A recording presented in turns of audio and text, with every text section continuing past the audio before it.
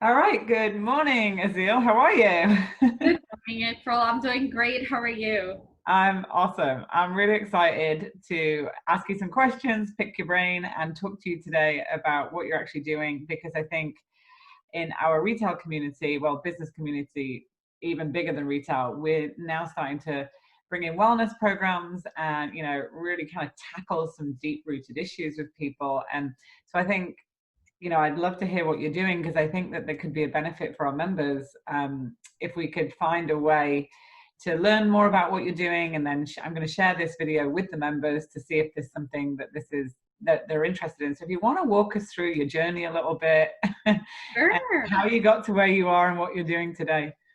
Absolutely. So I used to be a financial planner in the Canadian banks, and I worked at four out of the five Canadian banking systems, dealing with clients, helping them with their retirement plans, investment strategies for different goals.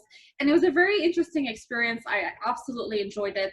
But I was always frustrated with the big gap and the missing pieces of that conversation because money is very emotional. And when you're approaching an emotional problem with a logical, practical plan, it's really hard for results to show. Right. So I felt that I was always missing certain tools in my toolbox to actually not only create a proper financial plan, but actually see it being implemented and truly helping people achieving their financial goals and creating a healthy relationship with money.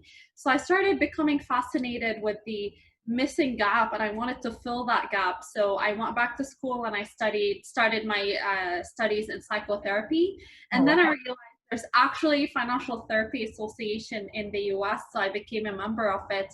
And now I'm being mentored by amazing financial therapists who are really interested in integrating money and emotion because Mhm. that's where the real conversation is as far as having a holistic understanding of this really complex area in our lives. This is a I really good. did. I'd never actually, I like the way you said that. Like, I've never actually thought about, like, I know money makes me feel emotional, right? Like, we all have a feeling towards it. Like, my thing is always like, I always felt like I wasn't going to have any. So I like worked really hard because I always had this feeling of lack of, and that's an emotional feeling. But I never put together what you just said about the emotional, you have an emotional feeling towards something, but then you're just putting a logical plan Yeah. on top of it. Like I'd never thought about it that way. That's really fascinating. It's a Yeah. different way of thinking about it.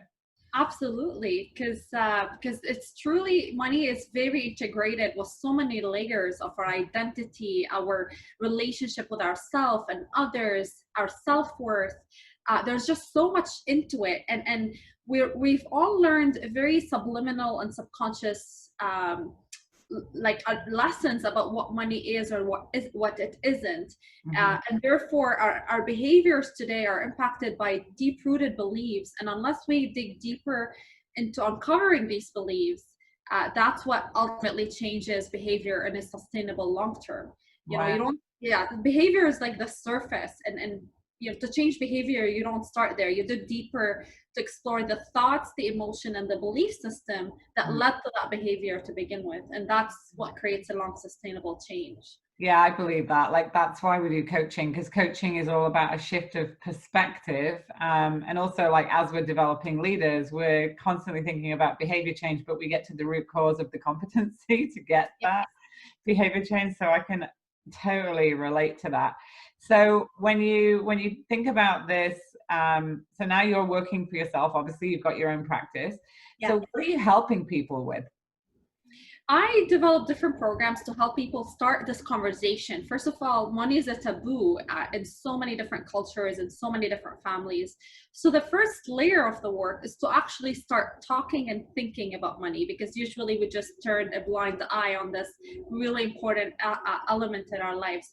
And after you shed the light into that area, you start uncovering and connecting the dots and really bringing awareness to your behavior so that you're having a much deeper understanding to why you do what you do, Mm. and looking at your problems in a whole different light.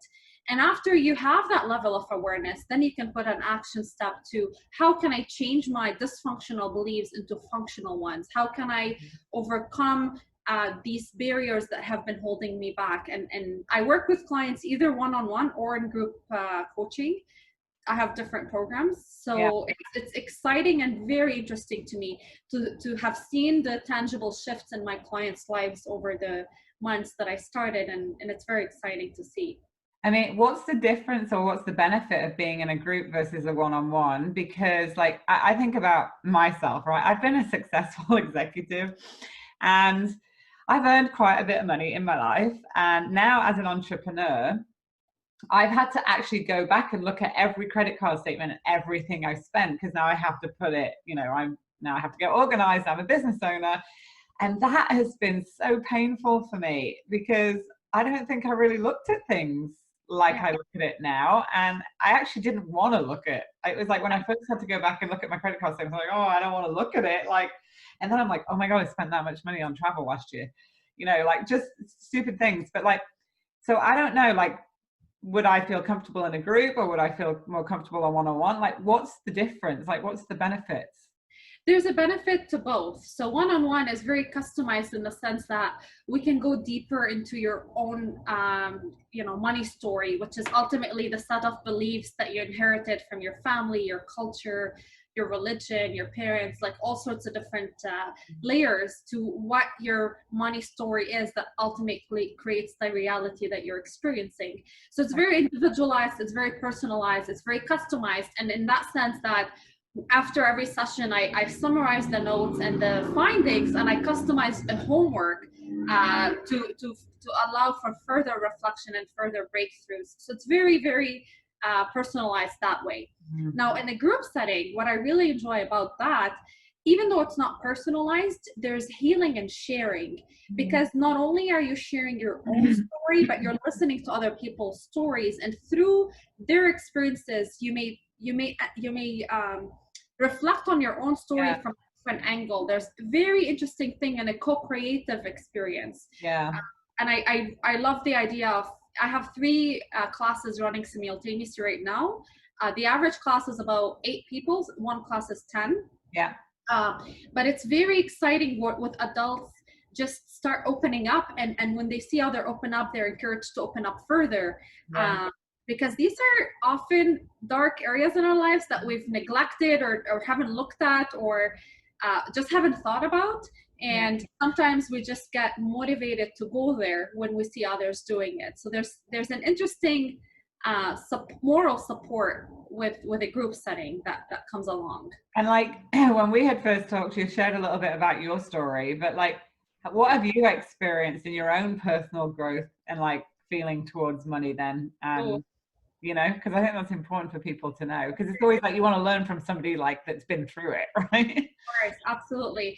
I grew up in a very interesting, so I grew up in Lebanon, and my dad was a communist, so he had a very uncomfortable relationship with money. And he was a successful engineer. He was surrounded by very wealthy engineers, but he never attracted wealth to himself. So he would land an amazing opportunity, give it to someone else, allow others to benefit from the connections and the network he has, but never allowed it for himself, because there was an underlying belief that he felt wealth is corrupt, or wealth makes you an evil person, or it's not, you can't be simultaneously good and wealthy at the same time. There's just lots of emotions wrapped up with that idea of wealth and money. So it was very interesting because I was surrounded by wealthy people all my childhood, and even went to a private school, but was never wealthy myself. So I was always, I always felt that I'm different, and while I can be surrounded by wealth, it's not part of my experience. Right. When we came to Canada, I was here with a single mom, and we lived on welfare. Like, our situation just worsened throughout the years, and it became really painful at certain times. But the irony is, I became a financial advisor while my family was still on welfare, and I felt that this was an irony. Like, I felt like a fraud. I couldn't understand how I can hold that title and not be financially stable myself. So I made a commitment that by 30, I was going to buy a condo, despite all these headlines in the Toronto real estate market that tells you millennials can't buy condos or real estate anymore. but I made a commitment that I'm going to do that. And I went and I bought every single money book I can find, and not just like how to invest or, financial planning books. It was more about the whole relationship with money. And I bought books like The Energy of Money, The Soul of Money, the art of money, like Think and Grow Rich, like really different layers to that conversation. And by 28, I bought my first condo, and I just broke that cycle because I believed that getting there was a shift in mindset. And there's two things of that equation: feeling that you're worthy of it and that you're capable of it. And these are two components that clients struggle with: the worthiness and the capability, and they usually are very intertwined. Yeah, the worthiness I can completely identify with, actually, because I grew up like that, same kind of bit of the same story, like with a wealthy family, but we didn't really have it, and a private school. And then just, I don't know, for the longest time, just kind of felt like, oh, money. I remember that phrase of like, oh, money doesn't matter, money doesn't make you happy, right? Yes. It doesn't. But I said that to somebody one day. I was on a mentorship call with the president of the John Maxwell team, Paul Martinelli, and he teaches Think and Grow Rich. Yeah. He said to me, April, don't ever say that money doesn't matter, because if more good people had more money in the world, what do you think the world would be able to do with more good people with more money? Yeah. And I said, oh, I hadn't even thought about it like that. And he said, so he's like, don't discount. That's like saying you're not worthy of it. He's like, if you had $1 million, what would you do with that $1 million? Wouldn't you help people with it? And I said, well, yeah. And he goes, well, then don't you think money matters? Because can you help people without it? And I said, well, not on the same scale. And he said, well, there you go. He goes, and then I signed up to his Think and Grow Rich. And I was like, okay, I'm taking this course, So yeah, it makes a big difference. So if you were gonna, sorry, you wanted to say something. I was gonna ask a question. But I was gonna just, you brought a memory back to me, because I was in a competition in my early 20s, and they asked me a question: would you rather be a person with a big wallet or a big heart? And without hesitation, without even thinking twice about it, I'm like, of course I want to be a person with big heart. Like, it's just who I am. And I almost started bashing the other side. And now if I was to ask this question, now that I'm 30, I'd be like, it's not an either or equation. It's not either a good person or a big heart or a big wallet. It's the integration of both that really leads to change in the world. Yeah, totally. So if like if there's something that is a practical thing that somebody, like one of our Retail U members or somebody's watching this on social, if there's one thing that they should do that they haven't done, like this, because a lot of us aren't even aware of our relationship with money, or like, we know we want more of it, we know we want to spend less of it, we know we want more security and all that kind of stuff, but what's one thing that you think that everybody should be doing, like one practical thing that everybody should be doing?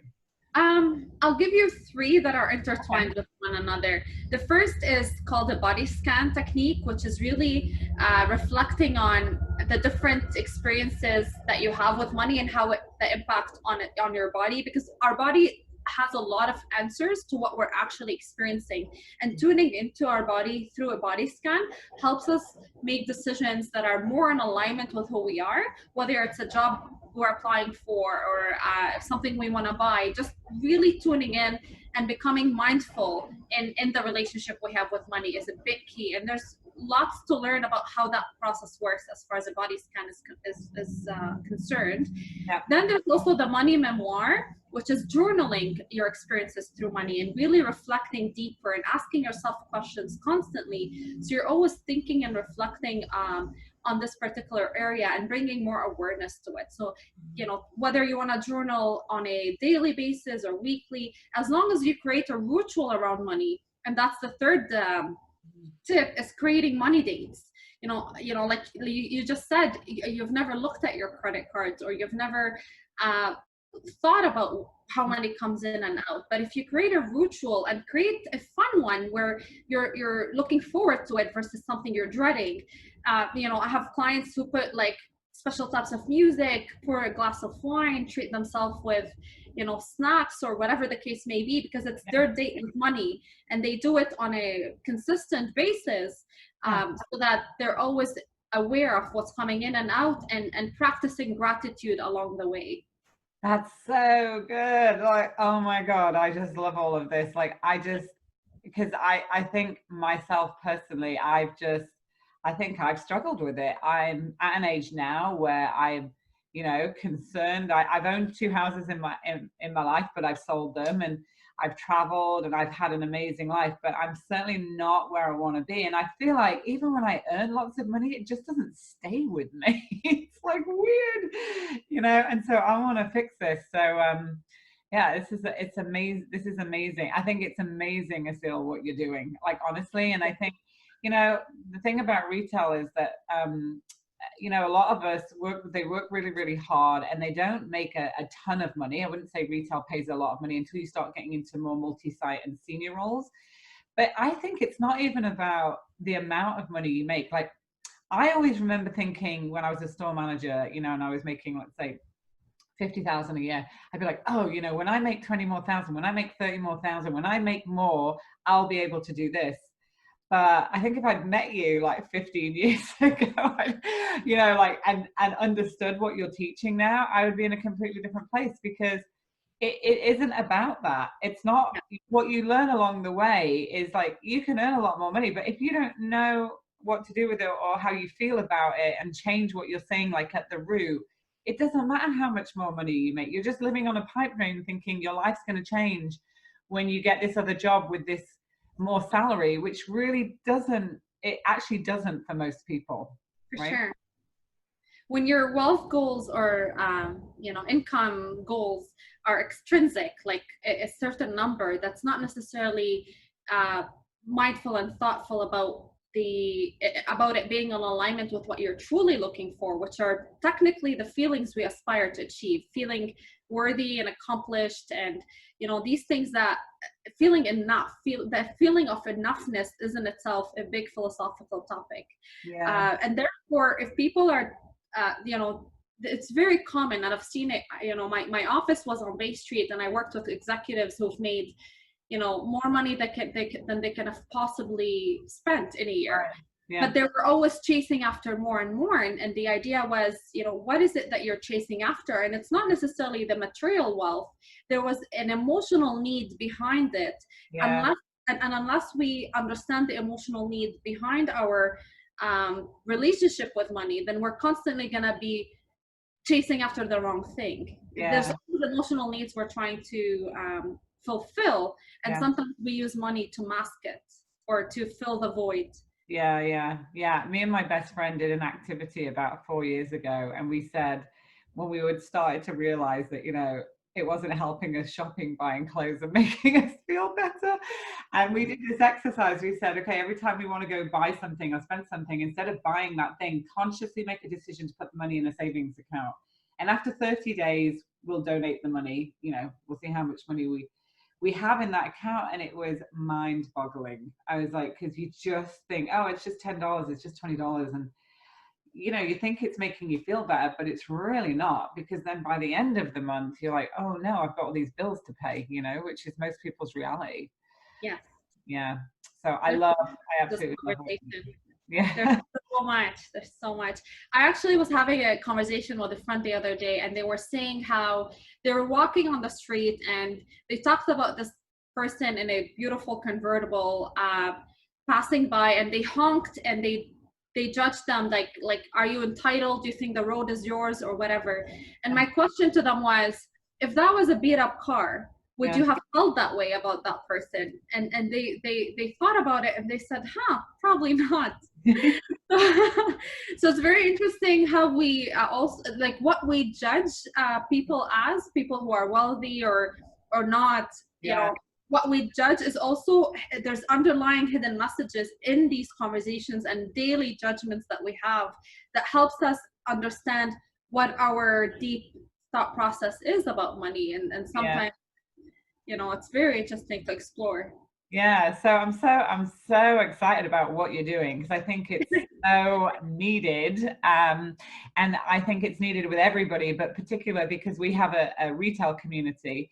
I think it's particularly needed within our community, because they're always, everybody's always trying to figure out how to be more happy, peaceful, more content. You know, when I think about wellness, and we're bringing in a wellness program, we're bringing in meditation and mindfulness.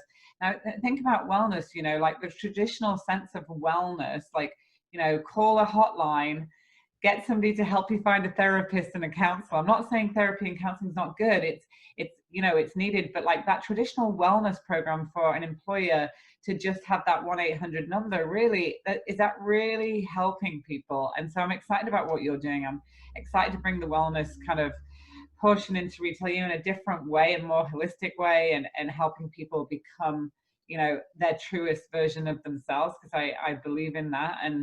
So I'm really excited to share this video with everybody and see, you know, get some feedback and see how we can get you introduced to the members, you know.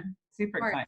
It's such an honor. It means the world to me that we've connected and that you find meaning in the work that I do, because it gives me meaning and fulfillment, and to have landed in a space where I can make a true change and also realize the vast need of this topic, to have a space to explore and to transform it, because it's always been the leading stress and anxiety topic in the world. Oh yeah.